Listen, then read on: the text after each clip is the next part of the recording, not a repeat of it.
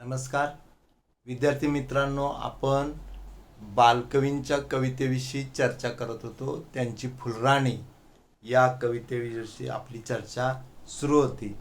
एक लक्षात घ्या की फुलराणी कविता ही जी येते ती एक निसर्गाची सर्वव्यापक आणि सर्वस्पर्शी जाणीव आपल्याला घेऊन येताना दिसते. म्हणजे आतापर्यंत आपण जी चर्चा केली फुलराणीच्या विषयी त्याचा जर विचार केला तर लक्षात घ्या की एक संध्याकाळची वेळ आहे. एक संध्याकाळी एक निसर्गातली ती उमलू पाहणारी कळी आहे आणि बालकवी त्या फुलराणीकडं तितक्याच, म्हणजे आता निसर्ग सगळा आपण पाहतो की स्वप्नामध्ये दंगवून रात्रीचा निवांत झालेला आहे.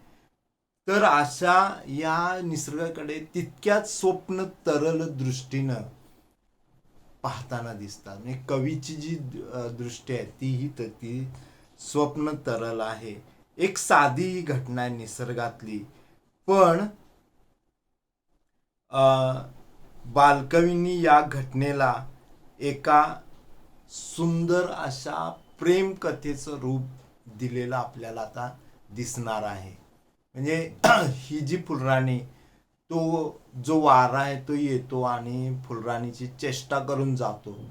तो रविकर का गोजीरवाणा आवडला आमच्या, आणि खरंच मग ती त्या रविकराच्या चिंतनामध्ये रात्री तिच्या डोळ्याला डोळा लागत नाही. आणि असं एक सुंदर प्रेमकथा, म्हणजे मी सुरुवातीला सांगितले की ही दीर्घ कविता आहे. आणि एका बाजूला आता आपण लक्षात घ्या की एक प्रेमकथा ती बनते आणि दुसऱ्या भागामध्ये त्या प्रेमकथेचं म्हणजे विवाहात रूपांतर होतं. म्हणजे लग्न सोहळा जो आहे, विवाह सोहळा, तो इथे येतो. आणि त्यातनं मग एक अल्लड कुमारिका म्हणून त्या फुलराणीचं जे निरागस आणि भावकोमल मन आहे, वृत्ती, ती आपल्याला कळते. तर एकूणच मानसिकदृष्ट्या कुमारिका असलेली साधीभोळी ही फुलराणी, या फुलराणीला प्रणय चिंतनाच्या ज्या लीळा आहेत त्या माहीत नाही आहेत. त्यामुळं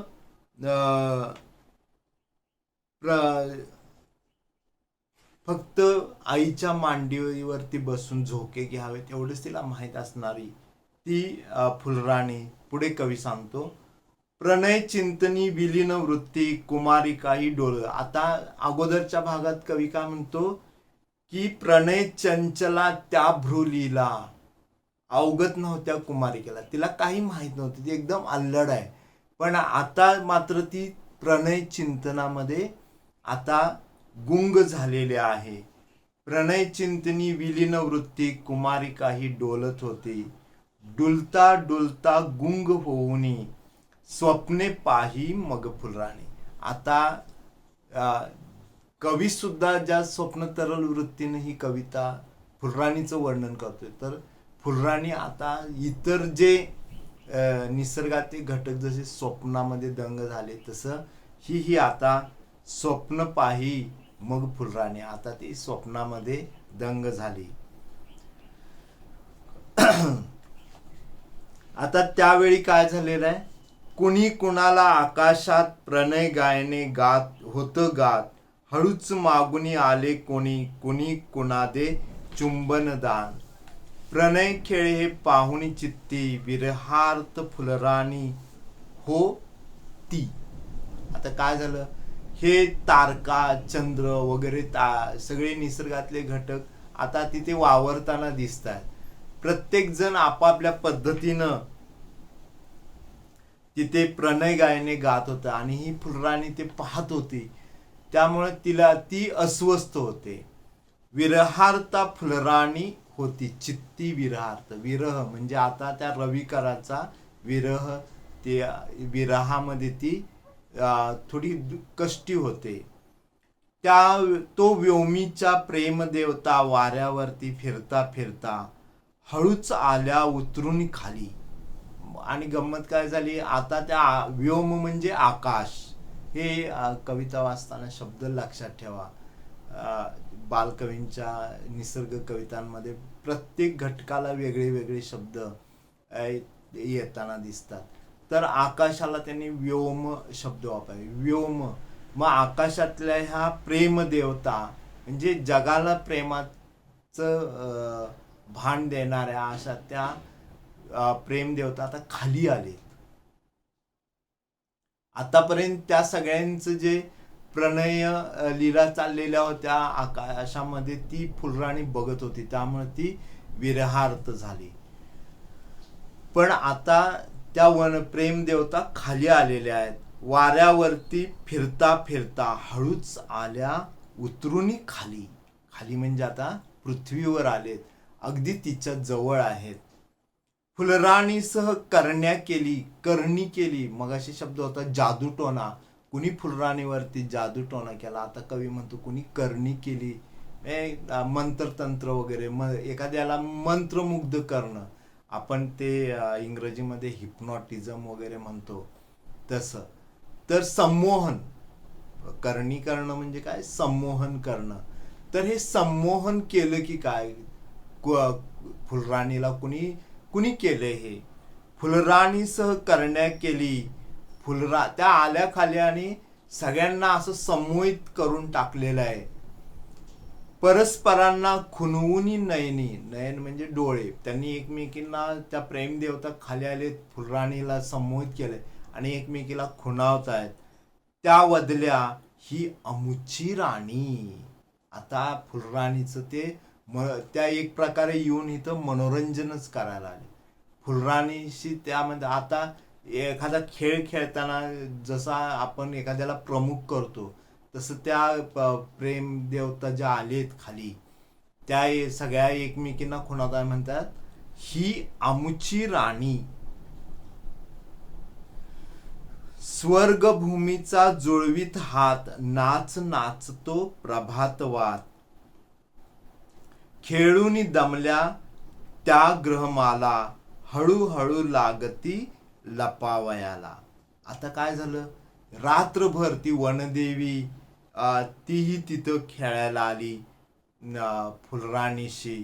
त्या प्रेमदेवता खेळायला आल्या आणि रात्रभर स्वर्गभूमीचा जुळवीत हात, नाच नाचतो प्रभातवात. आणि आता ह्याच्यात रात्र सरत चालली आणि पहाट व्हायची वेळ सुरू झाली. आता पहाट होणार आहे लगेचच, किंवा लवकरात लवकर आता पहाट होईल असं वातावरण तयार व्हायला लागलं. आणि त्याच्यात कवी म्हणतो की स्वर्ग आणि भूमी, म्हणजे त्या ज्या प्रेमदेवता त्या स्वर्गीच्या होत्या, त्या आकाशीच्या देवता खाली उतरल्या पृथ्वीवरती म्हणजे भूमीवरती, आणि एक नातं जुळलं गेलं. स्वर्गभूमीचा जुळवीत हात, एक नातं जुळलं गेलं. नाच नाचतो प्रभातवात, खेळून दमल्या त्या ग्रहमाला, हळूहळू लागती लपावयाला. हळूहळू आता काय झालं, पहाट व्हायला लागलेली आहे. आता सूर्याचं अस्तित्व सुरू होणार आहे, सूर्य उगवणार आहे, असं ते वातावरण. त्या झुंझुमुंजू वातावरणामध्ये आता त्या ज्या रात्री ग्रह, नक्षत्र, तारे सगळं काही जे चमकत होतं, काय जे होतं ते आता सगळं हळूहळू लपायला लागलं. आणि त्या ग्रहमाला पण कवी म्हणतो खेळून दमल्या. रात्रभर या फुलराणीला जागी होती ती, त्यामुळे तिच्याशी खेळतच बसले सगळे घटक, अशी कल्पना इथे केलेली आहे. खेळून दमल्या त्या ग्रहमाला, हळूहळू लागती लपावयाला. आता पहाट होणार आहे आणि त्याच्यात आता ह्या सगळ्या लपाय लागले. आकाशीची गंभीर शांती, मंद मंद ये अवनीवरती. आकाशात आता एकदम नीरव शांतता तयार झाली आणि ती शांतता आता काय झाली, मंद मंद ये अवनीवरती. अवनी म्हणजे पृथ्वी, हे लक्षात घ्या. बाकी किती शब्द येतात, व्योम म्हणजे आकाश, अवनी म्हणजे पृथ्वी, हे असे शब्द आपल्याला लक्षात ठेवावे लागतील. मंद मंद ये अवनीवरती वरू लागले संशय जाल, संपत ए विरहाचा काल. आता काय झालं की जो संशय जाळ म्हणजे जे संभ्रम फुलराणीच्या मनात निर्माण झाला होता रात्रभर, तो आता दूर होण्याचा काळ जवळ येत चाललाय असं कवी म्हणतो. आता लवकरच तो सगळा संशय, तो संभ्रम दूर होणार आहे आणि फुलराणीचा विरह काळ संपणार आहे.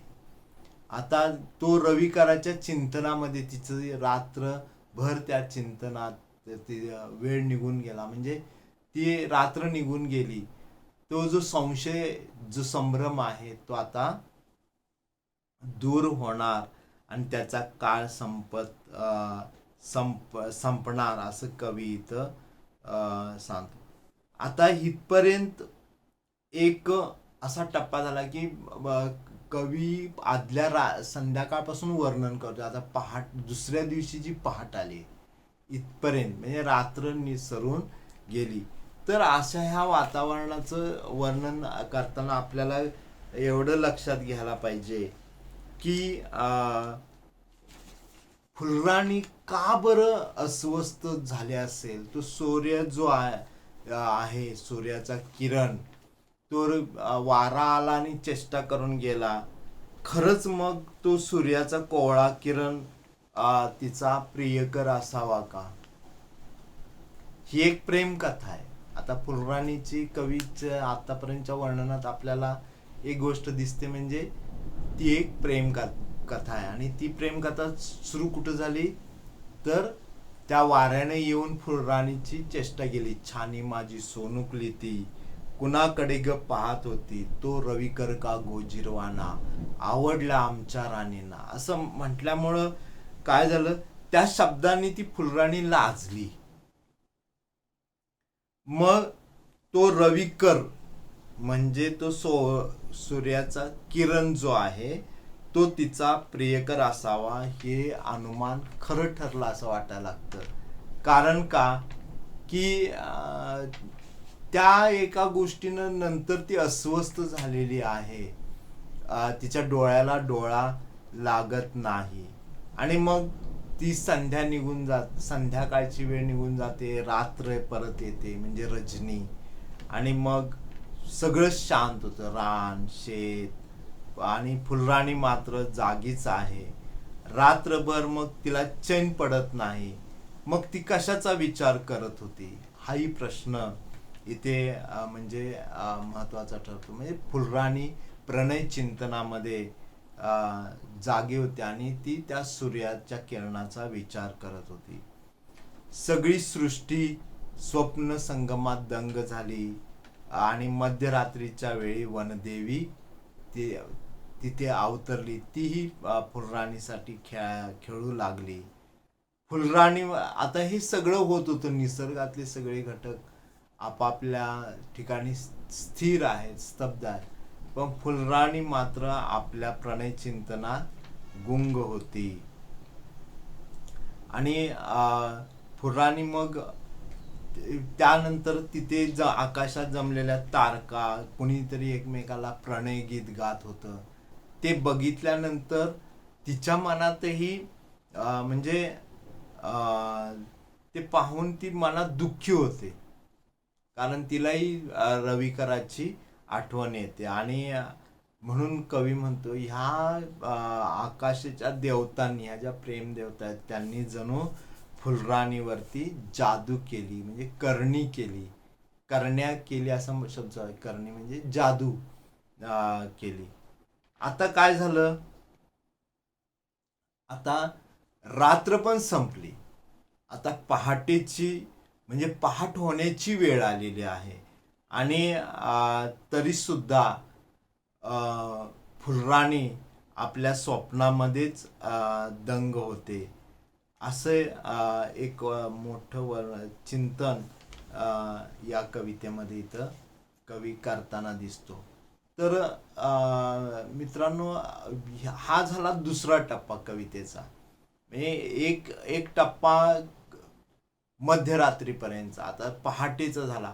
आता पहाट झाल्यानंतर पुढं काय झालं त्याचा जो टप्पा आहे तो पुढचा सुरू होतो. आणि ते त्या टप्प्यामध्ये बालकवी या प्रेम कथेला एक वेगळं रूप देतात. मी सुरुवातीला सांगितले की 2 टप्प्यामध्ये ही कविता येते. एकीकडे ती प्रेम कथा म्हणून होत असताना दुसऱ्या टप्प्यामध्ये कवी त्या प्रेम कथेचं एका विवाह सोहळ्यात रूपांतर करतो. आणि हा जो टप्पा आहे म्हणजे तो पहाट झाल्यानंतर सुरू होतो. तर आताच्या भागामध्ये आपण इथेच थांबूया. आपली चर्चा अशीच पुढे चालू राहणार आहे. तर तोपर्यंत मित्रांनो, धन्यवाद.